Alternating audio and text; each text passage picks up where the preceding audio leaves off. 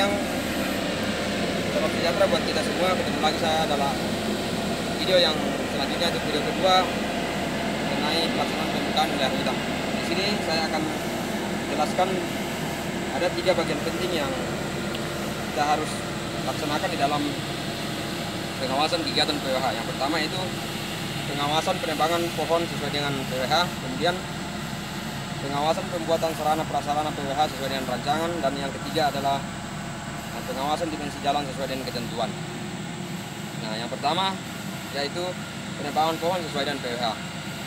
Nah, dalam penebangan ini kita harus bekerja sesuai dengan prosedur yang telah ditetapkan, yaitu kita harus bekerja dengan membuka jaringan jalan dengan menggunakan peta jaringan jalan skala 1/5000 yang telah disetujui oleh State Planner. Nah, ini saya bisa tunjukkan di sini ada petanya, peta jaringan jalan.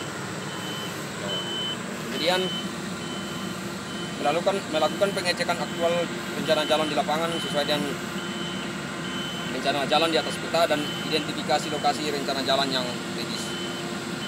Nah, di sini rencana jalan yang kritis saya bisa jelaskan sedikit, yaitu seperti sempadan sungai, areal hutan lindung, areal konservasi, dan areal-areal lain yang tidak boleh dilewati oleh atau tidak boleh kita lakukan penerobosan dalam membuat jalan.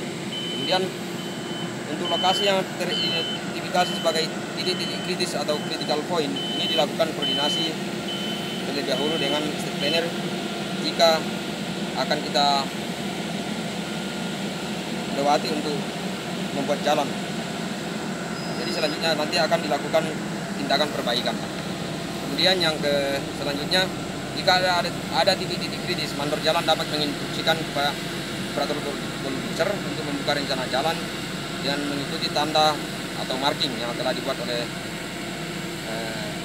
planner sebagai petunjuk spesifikasi jalan hutan.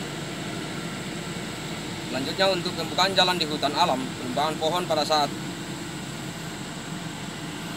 pada saat pembukaan jalan dilakukan dengan alat berat dengan cara pembukaan akar atau banir, dan karena untuk alasan keselamatan sebaiknya ditumbang dengan kansau terlebih dahulu. Kemudian selanjutnya, untuk pembukaan jalan di hutan tanaman areal akasia, pohon-pohon ditumbang dengan kansau karena ini untuk keperluan pabrik. Kemudian bila memungkinkan, cegah alat-alat berat melintasi badan-badan sungai sebelum dibangun jembatan yang permanen untuk menghindari kerusakan pada badan sungai.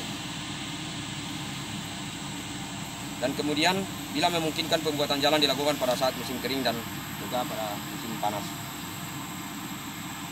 Selanjutnya yang kedua yaitu pembuatan sarana prasarana PWH sesuai dengan rancangan, yaitu mengidentifikasi dan mengevaluasi kemungkinan penempatan bangunan berdasarkan peta topografi dan peta-peta pendukung lainnya. Contoh seperti persemaian dan base camp dipilih dengan pertimbangan daerah yang relatif datar dan dekat dengan sumber air dan yang permanen sepanjang tahun. Kemudian lokasi jembatan ditentukan di tempat yang memiliki lebar sungai yang lebih sempit. Yang ketiga, bangunan gorong-gorong dipilih dan mempertimbangkan kondisi air yang melintasi jalan tres. Selanjutnya, TPN diletakkan di sepanjang jalan cabang atau kanal bila areal gambut atau areal berair. Kemudian TPK diletakkan di atas wilayah dan merupakan titik pusat jalan angkutan kayu. Kemudian loyat atau lockpon dermaga dipilih berdasarkan kemungkinan dari karakteristik sungai yang mempunyai kedalaman dan lebar yang cukup untuk manuver alat angkut kayu. Kemudian poin yang ketiga yaitu dimensi jalan sesuai dengan ketentuan. Nah, yang pertama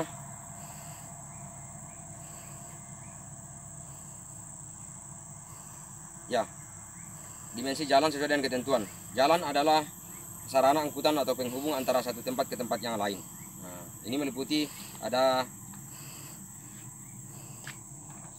4 bagian. Yang pertama, jalan hutan atau jalan koridor. Akses route adalah jalan-jalan yang merupakan penghubung antara areal konsesi menuju pabrik dan atau tempat lain di luar konsesi yang dapat digunakan pada segala cuaca. Kemudian jalan utama. Nah, seperti yang tempat saya berdiri sekarang ini lagi dirawat. Jadi di tempat kami hampir sudah tidak ada pembukaan baru. Jadi jalan atau akses jalan utama sekarang atau sama dengan koridor maupun jalan cabang itu tinggal melakukan jalan maintenance atau perawatan.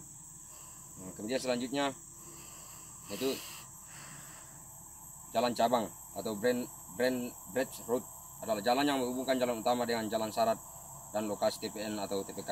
Kemudian yang keempat, jalan syarat adalah jalan yang dibangun untuk pemakaian sementara waktu yang digunakan untuk penyaradan dan merupakan penghubung lokasi harvesting dengan TPN. Kemudian peta trase jalan sesuai dengan rancangan PWH ini. Nah, ini penandaan sumbu jalan sesuai dengan sesuai dengan rancangan PWH itu tetap kita mengacu ke peta kontur dan peta jaringan jalan dengan skala 1:5000 yang telah disetujui oleh State Planner. Kemudian pengecekan aktual di lapangan dengan rencana jalan di atas peta dan teridentifikasi jalan kritis.